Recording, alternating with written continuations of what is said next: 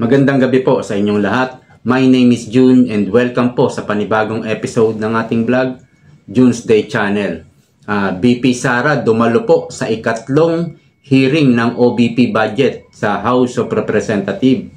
And as usual, panalo na naman ang ating Vice President, si BP Sara. So, doon po sa House, hindi na naman nakapalag ang mga House of Tambaloslos o House of Crocs, no? Kung saan magre-react po tayo sa mga tinuran ni BP Sara kanina. So bago tayo mag-umpisa, paki-like po muna ang video ito at huwag kalilimutang mag-subscribe. Pinasasalamatan din po natin si Cerilo Valles. Siya po ay nag-member sa ating community, no? Sa mga gustong mag-member, pindutin nyo lang po yung join sa tabi po ng pangalan ng ating channel. At kung gusto nyo magbigay ng pamburger, super thanks, pindutin nyo lang po yung thanks. Okay, doon po sa naobserbahan natin kanina po sa Kongreso. Ito po yung ikatlong hearing na, no, sa OBP budget. Hango po ito sa privilege speech ni Louis Tre, yung babaeng kongresista. Louis Tre ba yun? Louis Tre. Dahil doon, nagkaroon po nito ng parang legislative hearing. Anong tawag to? In terms of legislation. So, kaya nagkaroon ng ganyan at naimbita si Vice President Sara. So, doon po sa naobserbahan natin kanina, mayroon pong mga parang mga pangyayaring kapag nandoon si BP Sara, yung mga tao tahimik, mga seryoso. Tapos, ang napansin ko, magagalang naman yung mga buhaya nandoon, mga kampon ni Tamba. Magagalang naman, lalo na yung presiding chair, no? Hindi ko lang alam yung pangalan, lalaki. Ang problema, kapag wala na sa harap nila si Vice President Sara, doon sila tumatapang. Ang tatapang, ang yayabang. Yun ang naobserbahan ko kanina. Kapag si Vice President wala sa harap nila or nakatalikod si Vice President, doon sila maiingay. Doon sila magaling magsalita. At doon sila bumabanat. Pero pag nandyan kaharap nila si Vice President, tahimik sila . Seryoso sila na sabi ko, matindi ang power talaga ni Vice President Sara. Tapos pag tapos na yung hearing, ang gagawin nila, magpapapresscon. Doon sila magmamayabang. Doon sila magsasalita ng talagang banat ng atake kay BP Sara. Mamaya yan tiyak, may press conference yan o kaya bukas.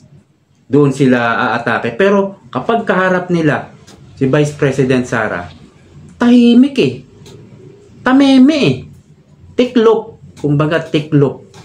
Pero si Vice President Sara, kahit kaharap sila, harap-harapan, bumabanat at tumitingin sa mga buaya, no?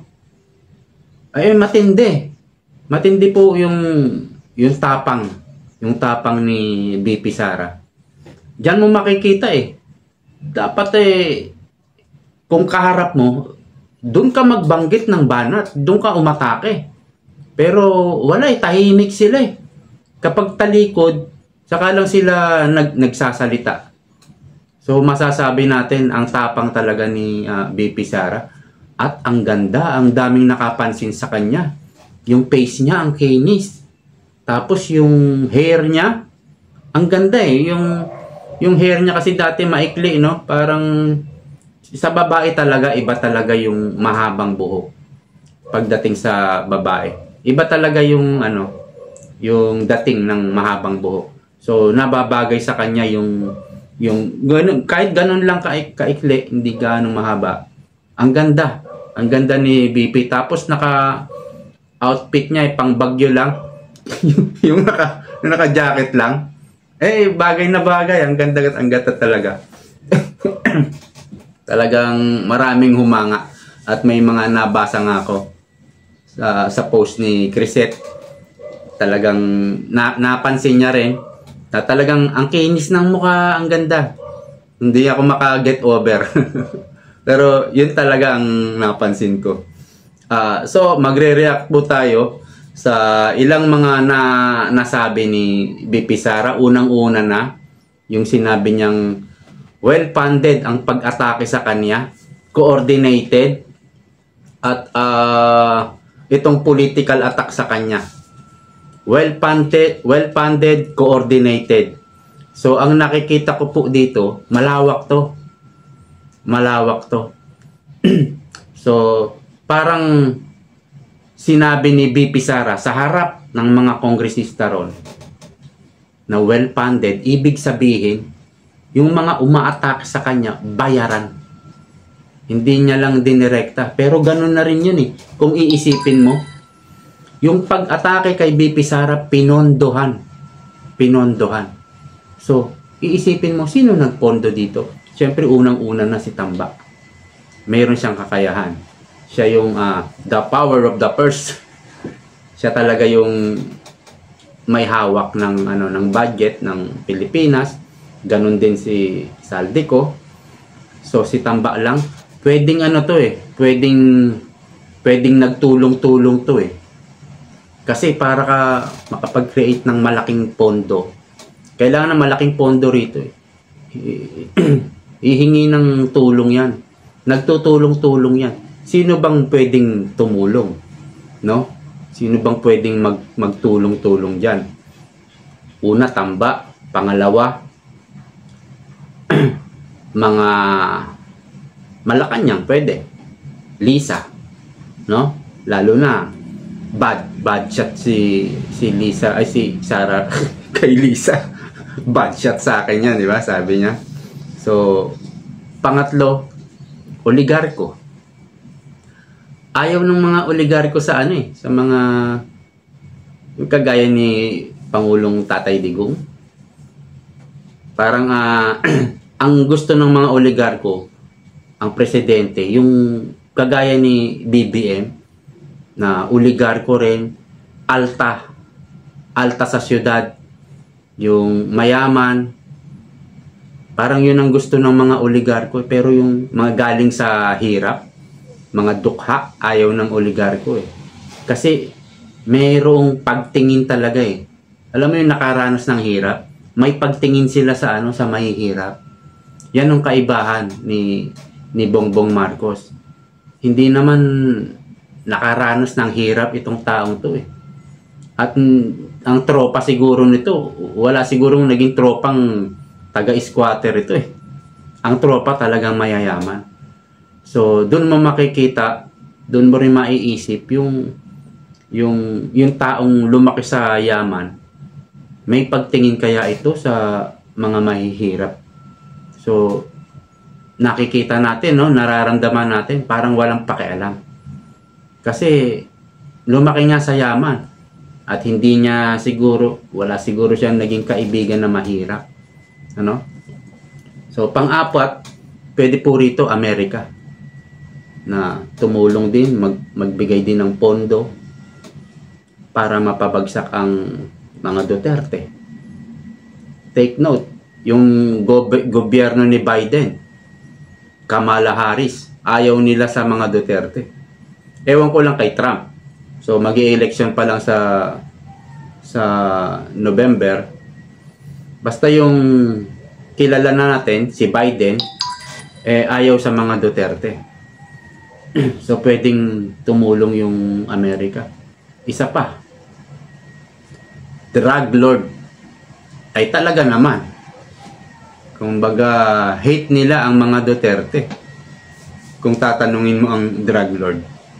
So, yan yung mga pwedeng tumulong, pwedeng maging kasangkapan na para pabagsakin ang mga Duterte. So ayaw na nilang mga galit sa mga Duterte yan. Ayaw nilang bumalik ang mga Duterte sa kapangyarihan. Kaya nakikita nyo, ganun na lang itong mga, kahit mga baguhang kongresista, kung umatake kay BP Sara, talagang siguro satisfied sila sa ano, sa kapalit nito. Pero sabi ko nga, ewan ko kung magbabaliktaran ito. Parang kahit magbaliktaran ito, at kung sa darating na eleksyon, ewan ko kung manalo pa sila, no? So, yung well-funded, coordinated, medyo malawak yan.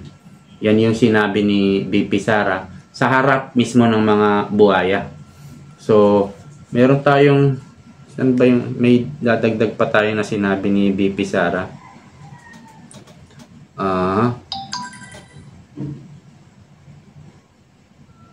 Ito.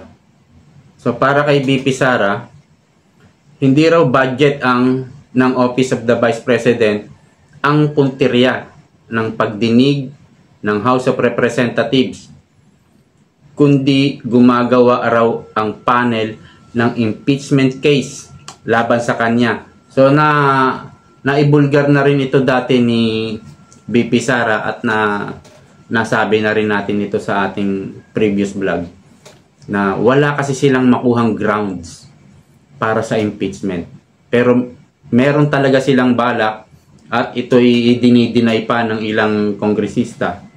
Pero meron talaga silang balak dyan. At itong confidential fund na to,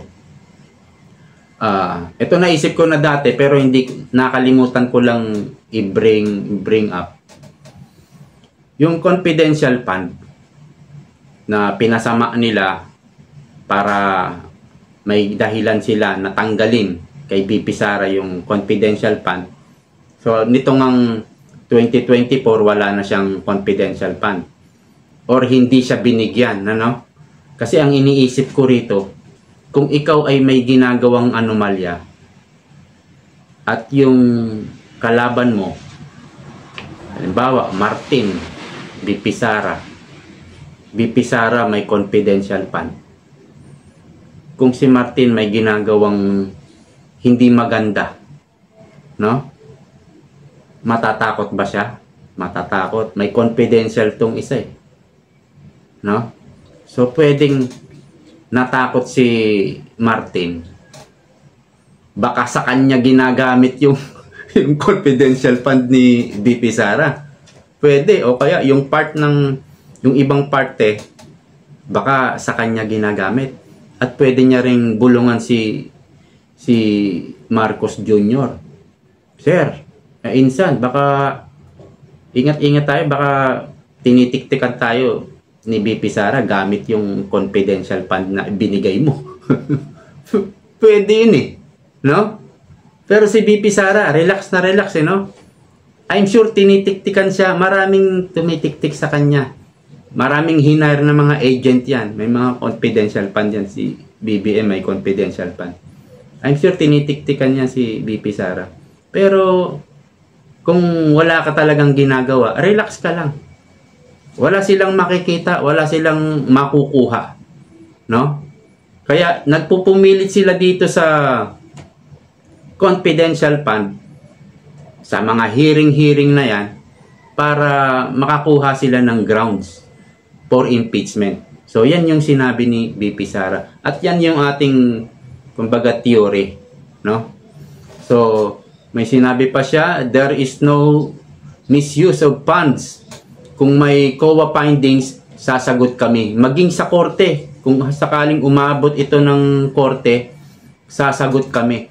So, yun lang naman talaga ang hinihingi ng COA eh. Yung magpapaliwanag ka lang eh. Meron tayong pagkatapos kasi nung pag-alis kasi ni BP Sara, o nga pala na chismis pa yan. Nag-walk out daw si BP Sara. Fake news po 'yon. Si BP Sara ay maayos na nagpaalam kasi hindi naman siya nag-take ng oath, no? Hindi siya nag-take ng oath. At nagpaalam siya, pwede daw mag-leave, pwede na umalis, at pinayagan siya ng presiding chair. At sinabi pa nga, alam naman namin na marami kayong ginagawa, Madam Vice President. So, you can excuse. So, hindi po nag-walk out si VP Sara. Siyempre, mga troll, gagawa ng, ng chismis para mapasama si VP Sara. Pero fake news po yun. Hindi po siya walk out. So, dito po sa findings ng COA, may narinig ako, papeles lang pala ang kulang. Papeles. Kailangan lang ng siguro mga 3 kopya. Parang 2 kopya lang ang tawag nito, naipasa dahil naibigay sa iba. So, kukulang lang po ng documents.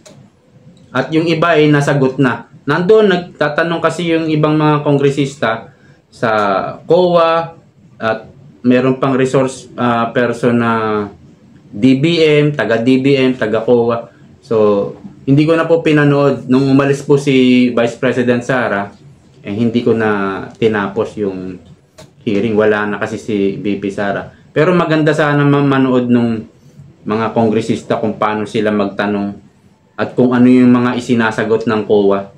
Kaya lang sobrang na sa oras kakain na ng oras. So itong privilege speech ni Luis Tro, no? Sabi ni Vice President Sara, ito'y isang empty, wala tong laman. Ang laman lang nito to discredit, no, her name, to prevent political contest. Para po ito sa 2028. Kumbaga, parang sinasabi daw ng speech ni Luis Tre na do not vote for Sara Duterte sa mga susunod na election.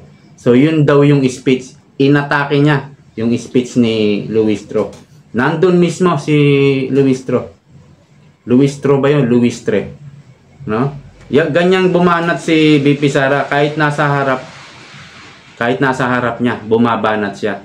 Ang problema sa mga nagmamatapang, matapang lang pag nakatalikod na si VP Sara, pag wala na sa harap nila, doon lang sila matapang, no? So, meron pa sinabi si VP Sara na she is not asking any special treatment. Yun ngang tradition na kaugalian na automatic pass. Hindi siya humihiling ng ganon, kung hindi enough yung mga sinubmit na proposal paper, by all means, huwag kayong magbigay ng budget. Yun ang sabi niya. Kung hindi enough yung mga sinubmit nilang papers at yung mga sagot ng OBP sa COA, huwag kayong magbigay ng budget. So, talagang nakahanda si VP Sara kahit walang budget. Mas maganda pa nga yata wala ng budget Kasi sa susunod, meron pa silang kakalkalin No? Meron pa silang kunyaring hihimayin. Pero mas maganda siguro wala na. Kasi ang isang politiko, malalaman mo kung gaano kagaling ang isang politiko. Yung bang walang budget, o kaya naman isang politiko ganito, no? Sinabi, ay, naku, wala tayong budget so hindi natin pwedeng magawa ito. Wala tayong budget. Pag gano'n ng politiko, parang hindi ako believe. Hindi ko naman sinasabing hindi magaling yung ganung politiko. Pero yung politiko na kahit walang budget, tapos nagawan niya ng paraan, alam mo yon? Nagawan niya ng paraan na magka-budget, iyon ang napakagaling na politiko. Hindi ba? Parang isang padre di pamilya na good provider. Talagang bibilib ka doon, di ba? Ibig sabihin, biruin mo walang budget, tapos nagawa niya ng paraan at nagawa nila yung proyekto, yung programa na yun. So nakakabilib, di ba? So So, doon tayo bibilib sa mga ganong tao. At salamat din kay dating President Gloria Macapagal Arroyo. Nag-raise din siya ng point of order. At siyempre si Congressman Marcoleta. So, malaki yung tulong ng dalawa. Kasi kung si Vice President Sara lang talaga, napakahirap ng laban na yun. Napakahirap. Pero siguradong kakayanin niya. Tameme tiklop. Tiklop din yung mga kongresista pag nandun si VP Sara. Pagkaharap nila. Pagtalikod, sabay magpapapreskon. Doon na magsasalita ng mga kayabangan. Okay, yan lamang po sa ngayon. Magandang gabi po sa inyo. Maraming salamat sa panonood and see you next time.